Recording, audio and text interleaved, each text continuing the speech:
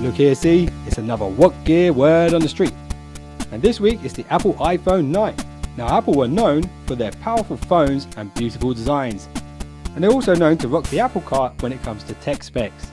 So here's what we can expect from this upcoming tech. I think that makes sense. We should see Apple's very own EyeSight retina scanning tech that will allow you to sign into your Apple ID on your iPhone with just your eyes. And I would expect to see this feature integrated across all Apple devices in the future.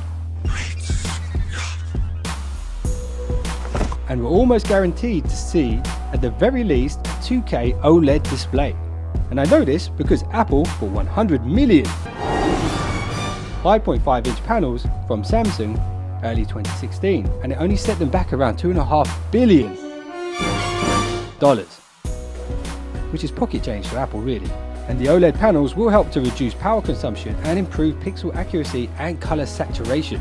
On the back of the device, expect to see a dual camera sensor setup that will probably half-inch from Sony.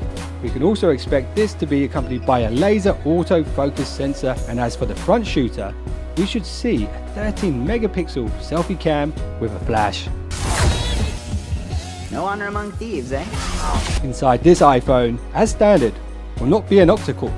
No, it will be an 8-core, which will be supported by not 4GB of RAM, no, quad gigabytes of RAM. So don't you see what I'm saying here? Apple want you to think differently. The theme of the campaign is think different. It's the people, honoring the people who think different. Now, we could expect to see no headphone jack, no removable battery, and no physical home button. But this iPhone will support full high-res playback, and the Pro version will probably come bundled with high-res capable EarPod headphones as standard. The inbuilt battery will charge super fast and wirelessly. Power 400% capacity. How about that? And despite not having a physical home button, its presence will be felt using the Force Touch with haptic feedback behind the screen. And while we're talking about the screen, we can be almost sure to see a curved display on this one. I can sense it. Because apparently Apple patented a curved design in early 2016. But will they round the bottom and top edges also, possibly making this the world's first ever completely edge-to-edge design? And there's a good chance that this iPhone's front and back outer casing will be made from, you guessed it, Gorilla Glass 5, which will probably be the world's strongest phone glass known to man, for now. So now, onto my favourite section, I like to call taking a leak. I heard we could see no lightning port jack on this phone.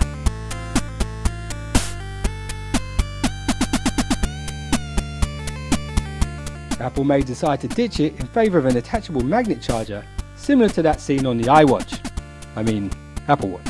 They'll bridge the gap with an attachable magnetic lightning port adapter that will double up as an audio lightning port input and analog audio input also. And I also heard Apple are really digging the Samsung Note style and will roll out their iPhone Pro version with Apple's very own pen seal as standard. And I heard Apple are the official patent holders of flexible screen technology, and that there's a good chance that their launch event may end with a twist. So that's it for this what gear word on the street, and I could go into a lot more detail and speculations about this iPhone, but ain't nobody got time for that right now. But let me know what you guys have heard on the underworld grapevine about this new iPhone. Leave a comment in the description below and I'll try and work that into my next video. So thanks once again for watching What Gear Reviews, and if you just subscribed, that means you are now one of the finest subscribers known to man, and I really appreciate your support, and I'll see you guys in the next one. So don't be late.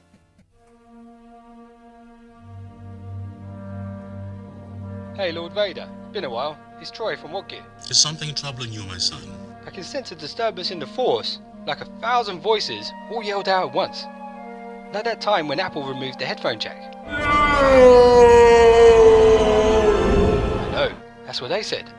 And if they remove the home button, I think people could get so annoyed they might destroy the planet. Don't be too proud of this technological terror you've constructed. The ability to destroy a planet is insignificant next to the power of the Force.